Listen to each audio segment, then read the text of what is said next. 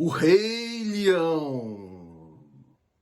O Rei Leão tem uma filosofia obscura capaz de transformar você, seu filho, num covarde ou pior, em alguém que passa vergonha gravando vídeos para o YouTube. É o que vamos ver depois da vinheta.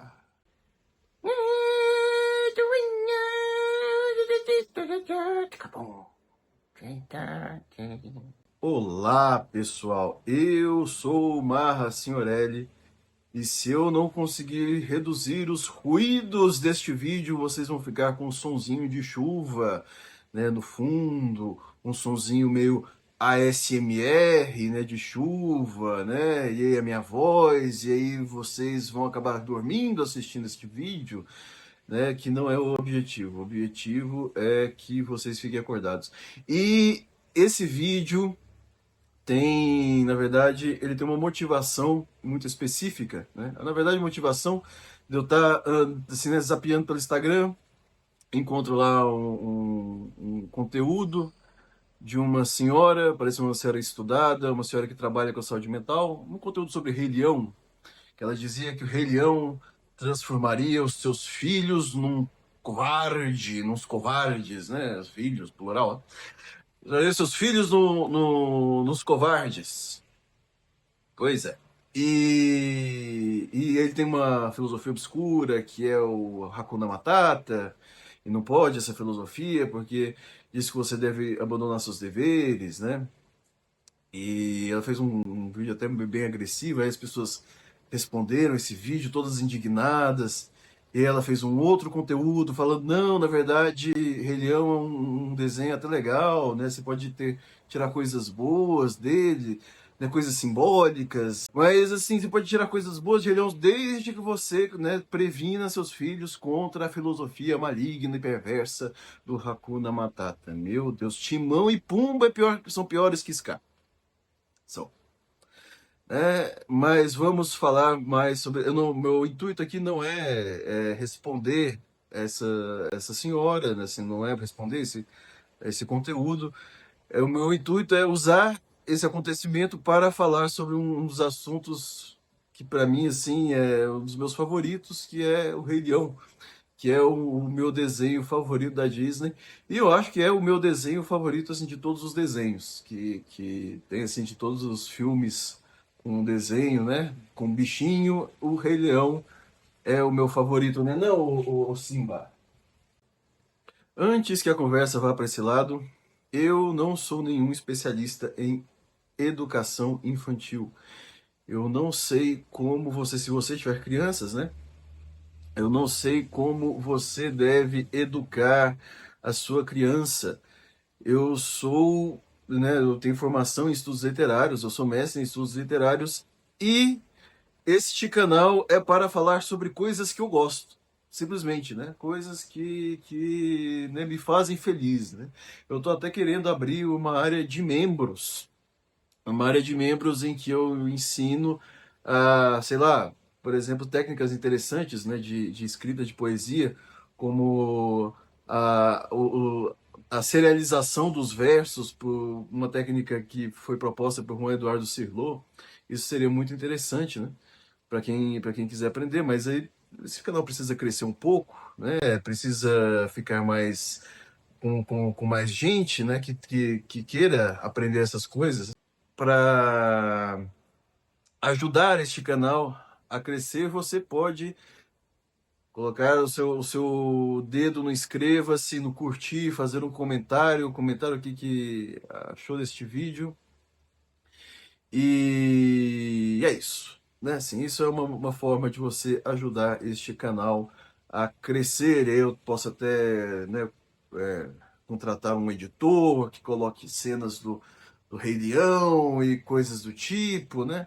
Isso seria muito bom, mas por enquanto sou eu que edito meus vídeos da forma mais amadora possível.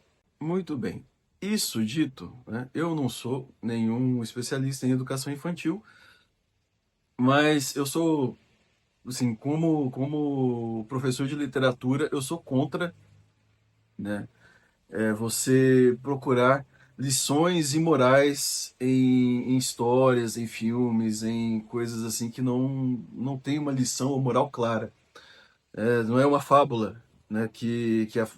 Na fábula, no final da fábula já vem a liçãozinha de moral, não é isso. Assim, a história ela se pretende mais complexa, ela pretende ser uma sucessão de acontecimentos que não são regidos por um princípio moral, uma formulazinha moral clara que você pode ir ali e absorver, né? Então, mesmo em obras para criança, assim, isso não é interessante. E, e mesmo quando a gente fala dos filmes da Disney, que os filmes da Disney, apesar deles serem feitos para criança, né, principalmente os filmes da geração de 80, 90, apesar deles serem feitos para criança, o pessoal ele sabia que os adultos seriam o público do filme. Então a trama tem certa complexidade que apenas um adulto compreende. Porque sabe que o adulto vai estar lá assistindo com a criança. Sabe que o adulto vai estar vai, não, vai tá lá, é para toda a família, né, digamos assim. Então ele tem a trama tem até uma complexidade maior. Dizem até que Rei Leão, né, isso parece que foi até confirmado pelos roteiristas, que tem inspiração no Shakespeare, né? O fantasma do pai aparece pro Simba, né? O tio quer tomar o lugar do rei, né? O tio quer tomar o lugar do pai. Tudo isso seriam paralelos, né, entre Shakespeare e o Rei Leão. Eu também não gostaria de que a análise fosse também para esse lado, mas é só para exemplificar que os filmes da Disney têm exatamente uma complexidade que a criança mesmo não pega, que é para o adulto que está assistindo com a criança. Rei Leão é um filme, se tem um tema, é um filme sobre responsabilidade e senso de dever. O filme é a transformação de um menino, né, de um personagem felino que parece um gatinho e que é completamente arrogante, né, que quer ser poderoso para mandar nos outros, né, quer ter a posse da Pedra do Reino, né, assim, mas ele não é mau exatamente, ele tem simplesmente uma visão encantada, uma visão fantasiosa, uma visão de criança de como é ser um rei. E depois de trocentos acontecimentos, ele vai chegar a um rei justo. A um rei que não é aquela criança arrogante, que não é um rei que tem dentro de si as emoções equilibradas, as potências equilibradas, né? Essa é a trajetória do Rei Leão. Essa trajetória, essas emoções do Simba, esses conflitos, né, entre a vontade dele, o dever dele, etc. É claro que assim não pode ser um narrador ali falando, Simba está sentindo isso, Simba está sentindo aquilo. É um filme, né, um filme para criança. Aquilo tem que ser externalizado através de outros personagens, né, através de Timão e Pumba, através do macaco, que é o Rafiki, através da Nala, né? Através do Scar, né? Assim, através da relação deles com esses personagens, é que a gente encontra como o Simba está em cada situação. E o mais interessante é que a ideia de senso de dever aparece no filme no começo, no prelúdio do filme.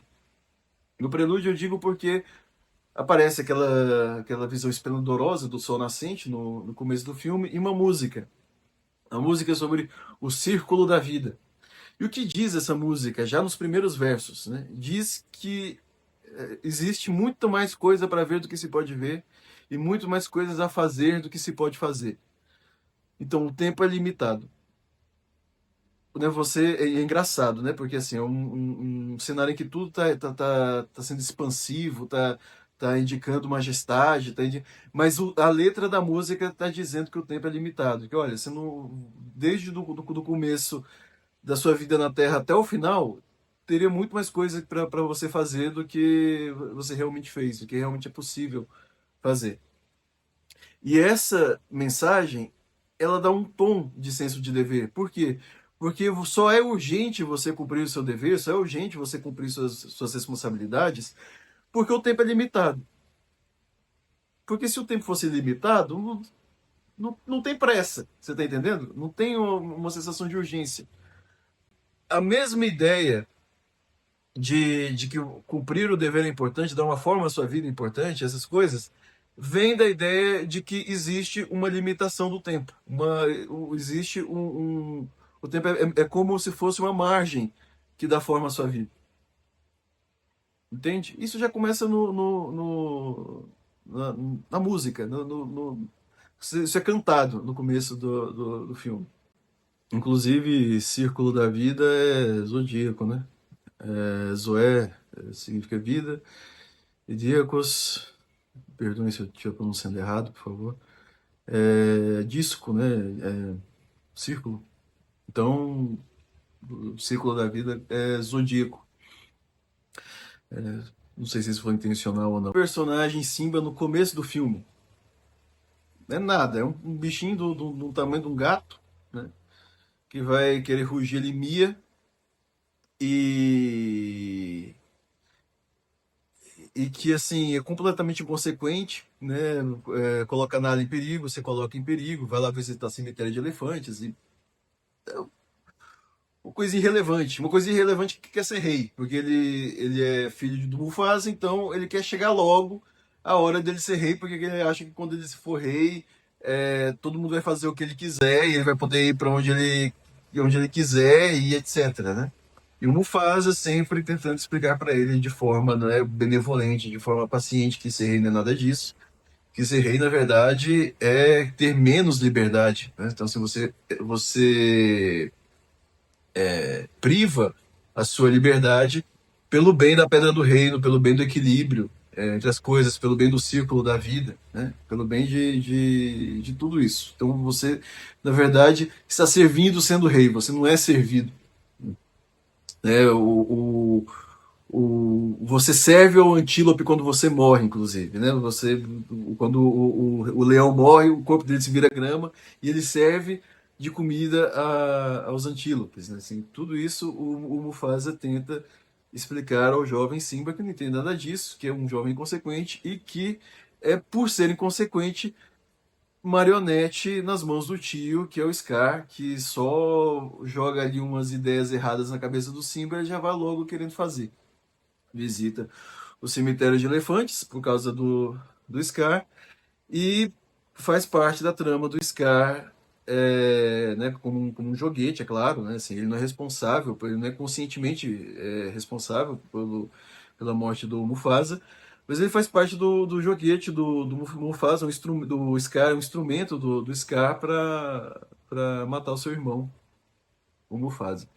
Esse é o começo do filme, esse é o começo da trama, até entrar um conflito maior. As pessoas que começam a falar sobre Rei Leão, falar sobre as responsabilidades, etc., né, assim, elas geralmente começam a confundir as coisas a partir daqui. Porque vem a ideia de que o Simba fugiu. Só que o Simba não fugiu. Isso não é exatamente uma fuga. Você entende? O Simba tinha o tamanho de um gato. Ele estava lá diante do tio dele, que era um bicho mau. E que é grande. Ele acha que ele é responsável pelo acidente que causou a morte do pai. Ele acha que assim, como é que isso vai. Como é que o Scar fala, né? O que a sua mãe vai pensar? O que o resto dos leões vão pensar? Como você vai ser visto pela comunidade agora? Né? Que você é o que causou a ruína do rei. Como é que você vai ser visto agora?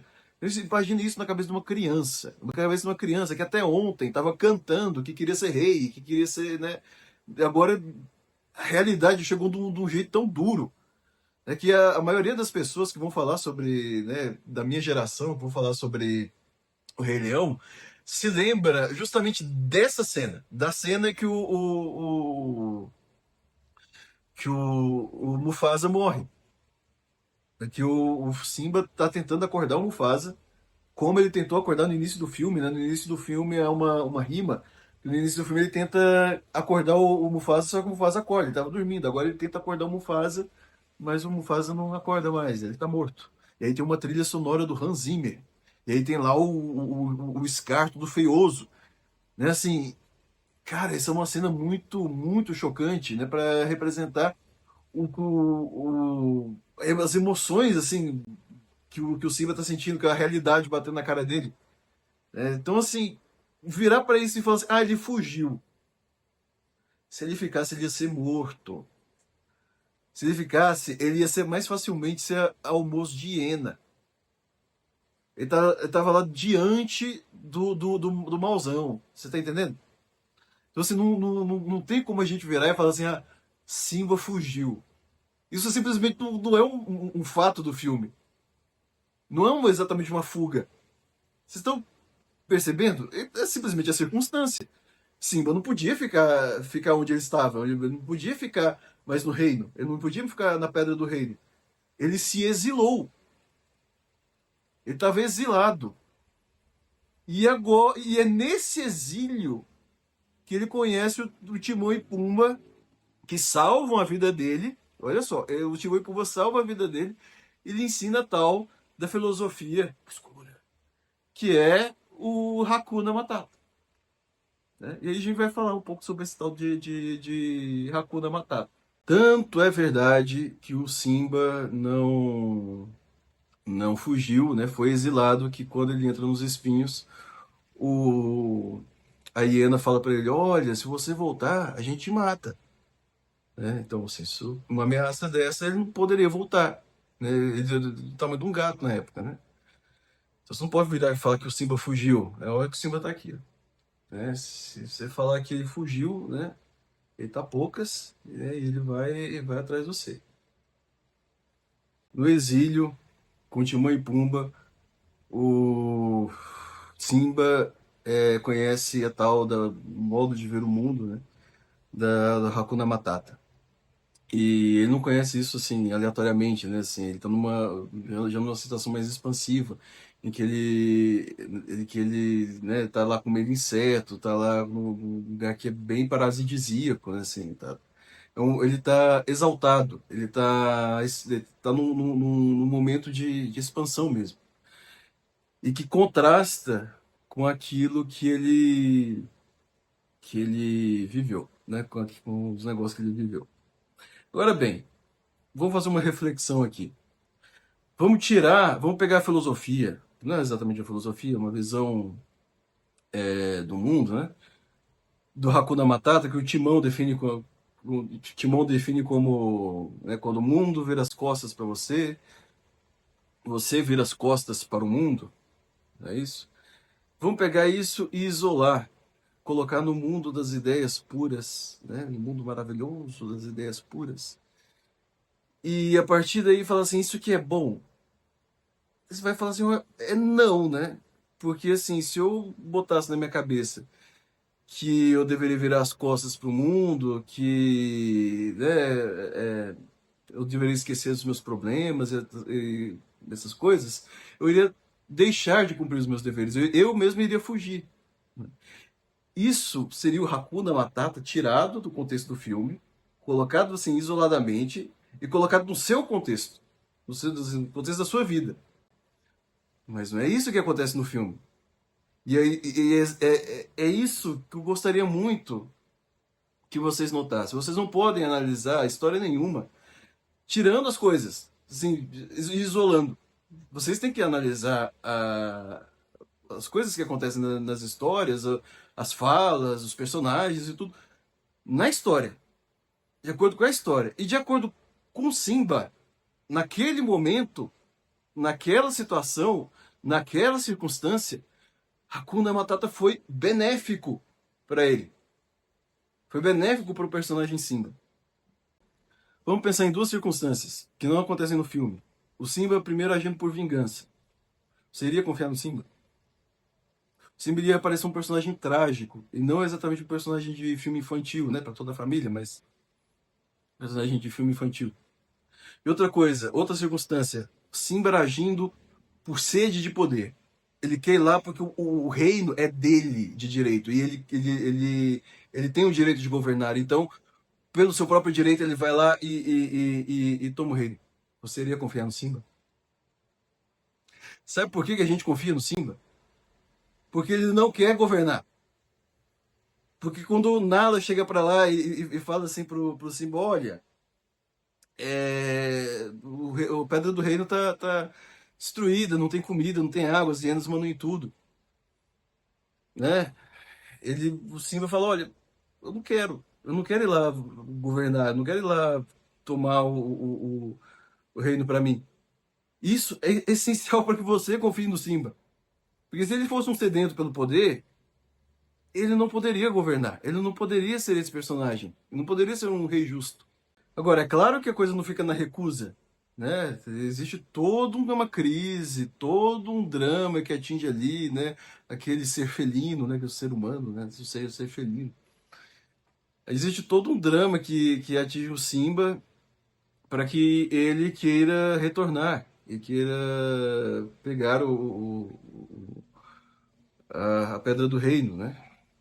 O pai dele aparece falando: olha, esse é o seu dever, você deve retomar o seu lugar no ciclo da vida. Você se esqueceu de mim, é dramático, né? Você se esqueceu de mim. Não, não, você se esqueceu de quem você é e se esqueceu de mim. Olhe para dentro de você. Você é muito mais do que pensa que é. Então, assim, é forte, né? Assim, mas para que isso apareça, né? Para que isso surja, era necessário antes acontecer o Hakuna Matata na vida do Simba. Porque antes do Hakuna Matata, o que ele tinha era só drama. O que ele tinha era um pai morto na frente dele. Então, assim, é uma coisa que eu gostaria que vocês tivessem em mente. Vocês não analisam, vocês não tiram a coisa, joga para um lugar isolado e fala assim: ah, não, isso aqui é bom ou é mal, é, independente da história, independente daquilo que está acontecendo, né? A filosofia do Hakuna Matata servia para representar certo aspecto da realidade para o Simba. E esse aspecto da realidade não abandona o Simba. Timão e Pumba eles vão lá para a Pedra do Reino para ajudar o Simba a reconquistar o reino, né? Então, assim, o Simba não abandona o Timão e Pumba, não fala assim: eu não quero vocês aqui. Não, eles ajudam. Então, assim, até essa parte meio não quero nada com nada e tudo, ela é incorporada dentro do conjunto da personalidade do Simba e ela sobe, né? Assim, ela é enobrecida, né? Ele vai como que ver aquilo de um outro modo. E realmente é necessário a gente, por exemplo, se recusar a se preocupar com alguns problemas. Quais problemas? Problemas que não são nossos.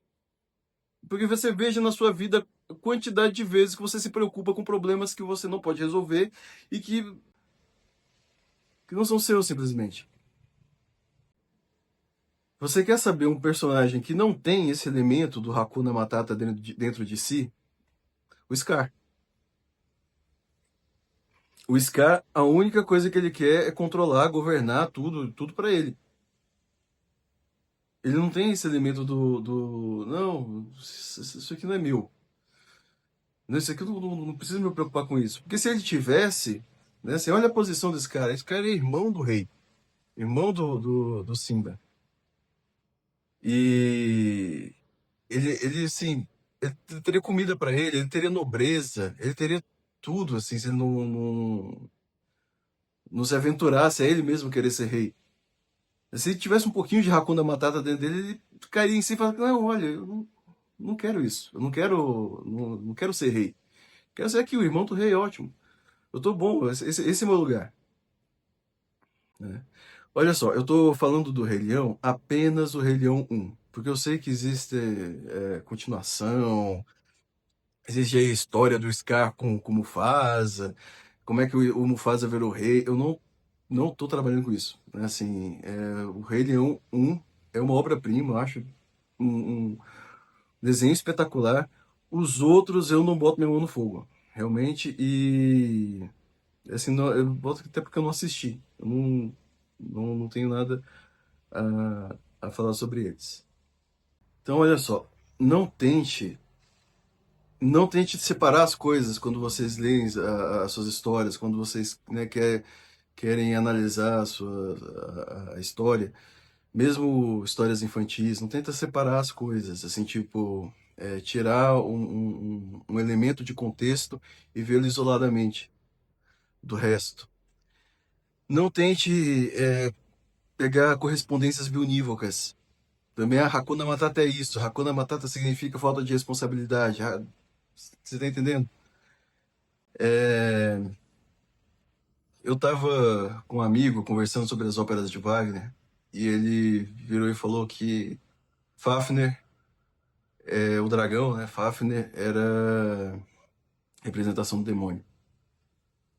E aí eu falei assim, olha, meio difícil, né? Porque se você pegar isolado, né? Fafner é um dragão, está guardando o tesouro, né? Dos Nibelungos, então ele representa a avareza e tá. É a maneira listinha, né? De pensar as coisas, mas não é assim a história de Fafner, né? Ele era um gigante, ele foi enganado, ele não enganou, né? Ele foi enganado de um contrato que os deuses fizeram com ele, né? Para que ele construísse o castelo de Valhalla. Ele é mau, realmente, né? Se ele mata o irmão, né? Tem toda aquela história. Ele é mau, mas ele 100% corresponde a uma representação do demônio. Assim, isso parece não fazer muito sentido. E olha só, a maioria dos escritores, dos grandes escritores, escrevem de modo a dificultar correspondências bionívocas. Porque eles acreditam que correspondências bionívocas, assim, personagem tal significa tal, coisa aqui significa coisa ali. Que essas correspondências é um modo autoritário de narrar. É um modo de narrar que não evoca, não requer a inteligência do leitor, entende? Então você não pensa muito, né, em que tal coisa pode significar numa história quando vocês estiverem lendo, estiverem analisando, ou estiverem assistindo um filme. Assim, isso não vai dar muito fruto. Então, assim, essas dicas, esses conselhos que eu tô dando aqui, não tô mandando você, assim, para você pensar, para você dizer algumas coisas que podem ser interessantes, tá entendendo? Você pode refletir. E mais uma coisa, tenta não ser moralista quando lê uma história, né? Tenta não ler uma história a partir do ponto de vista de uma lição que deve ser aprendida, né? Se existe uma lição, se a história contribui em alguma coisa dentro da sua percepção moral, dentro da sua inteligência moral, a coisa não vai aparecer tão limpinha da forma como que você está imaginando, correto?